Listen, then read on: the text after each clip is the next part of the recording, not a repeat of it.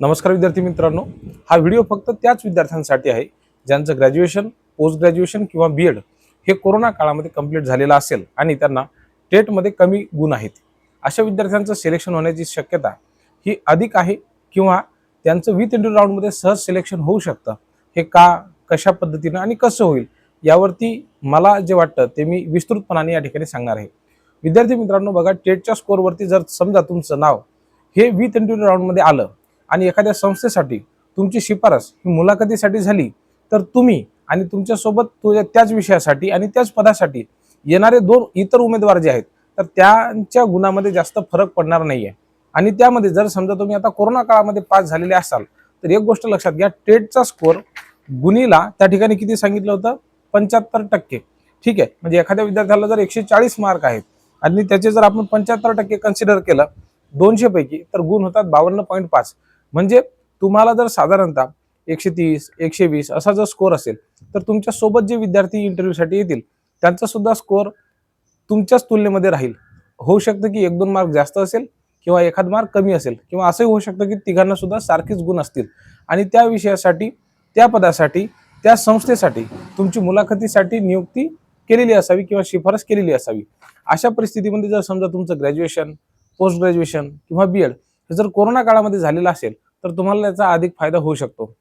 यामागचं कारण असं आहे की जर आपण 2019 पर्यंत डिग्री, पीजी आणि बी.एड केलेल्या विद्यार्थ्यांचं पर्सेंटेज आणि कोरोना काळामध्ये पास झालेल्या विद्यार्थ्यांचं पर्सेंटेज याची तुलना केली, तर कोरोना काळामध्ये पास झालेल्या विद्यार्थ्यांना अधिक गुण आहेत.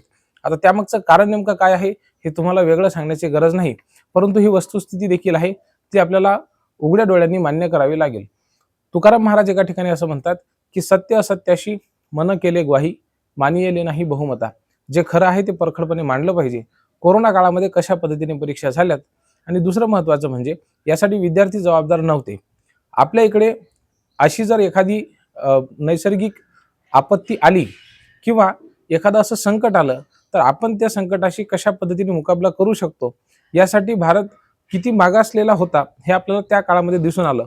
अक्षरशः परीक्षा न घेता विद्यार्थ्यांना त्यांच्या मागच्या वर्षीच्या गुणांप्रमाणे किंवा अंतर्गत मूल्यमापन करून किंवा ऑनलाईन पद्धतीने परीक्षा घेऊन त्या परीक्षेची विश्वासार्हता आणि विश्वसनीयता दोन्ही सुद्धा गमावलेली असताना, म्हणजे बहुतांश वेळा आपल्याला हे लक्षात आलेलं आहे की कशा पद्धतीने त्या परीक्षा झाल्या होत्या, तर त्या परिस्थितीमध्ये विद्यार्थ्यांचं ग्रॅज्युएशन, पोस्ट ग्रॅज्युएशन आणि बी.एड हे कंप्लीट झालेलं असेल, तर साहजिकच अशा विद्यार्थ्यांना इतर विद्यार्थ्यांच्या तुलनेमध्ये किंवा 2019च्या पूर्वी पास झालेल्या विद्यार्थ्यांच्या तुलनेमध्ये किंवा 2023 नंतर पास झालेल्या विद्यार्थ्यांच्या तुलनेमध्ये, म्हणजे 22 असेल किंवा 23 असेल, तर त्या विद्यार्थ्यांच्या तुलनेमध्ये जर आपण बघितलं तर हे डेफिनेटली जास्त मार्क आहेत.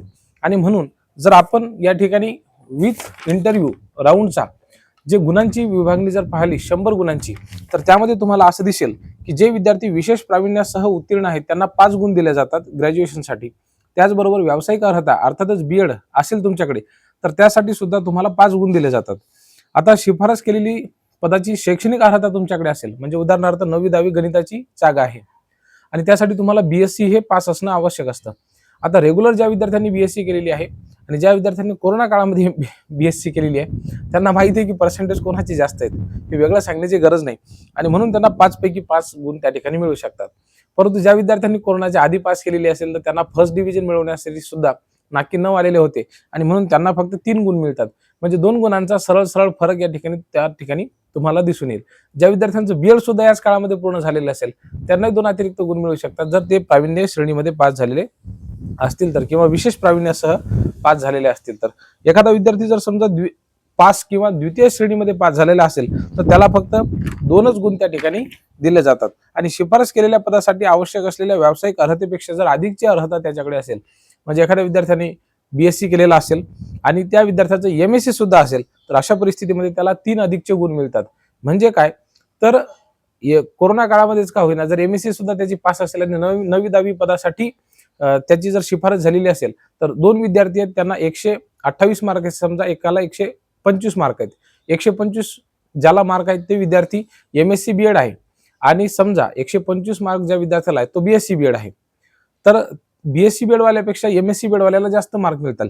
कारण की त्यांनी काय सांगितलेलं आहे की व्यावसायिक अर्हता जी आहे, तर त्या अर्हतेपेक्षा जर अधिकची अर्हता जर त्याने शैक्षणिक अर्हता जर प्राप्त केलेली असेल, तर त्याला अधिकचे 2 गुण मिळतात आणि बीएडच्या ठिकाणी एमएड जर असेल तर 3 गुण मिळतात आणि पीजीच्या ठिकाणी ग्रॅज्युएशनच्या ठिकाणी जर पोस्ट ग्रॅज्युएशन असेल तर त्याला अधिकचे 2 गुण मिळतात.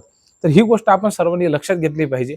म्हणून माझं वैयक्तिक असं मत आहे की कोरोना काळामध्ये जे पास झालेले धन्य धन्य आहेत ते मुलं, कारण की कुठे ना कुठे म्हणा त्यांना त्याचा डेफिनेटली थोडासा ॲडव्हान्टेज हा मिळणार आहे.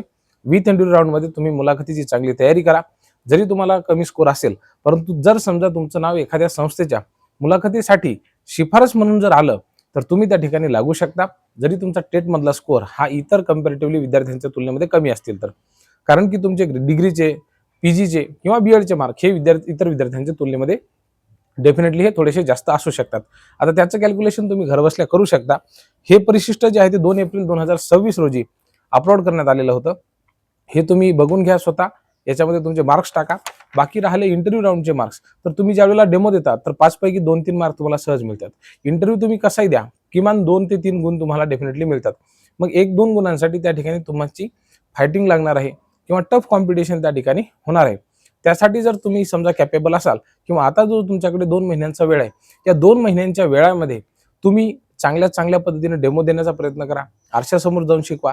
काही विद्यार्थ्यांना फ्रीमध्ये कोचिंग क्लासवरती जाऊन शिकवा, जेणेकरून तुमचा आत्मविश्वास वाढेल. आणि एकदा का तुमचा आत्मविश्वास वाढला तर तुम्ही कोणत्याही परिस्थितीमध्ये इंटरव्ह्यू सहज पद्धतीने क्रॅक कराल.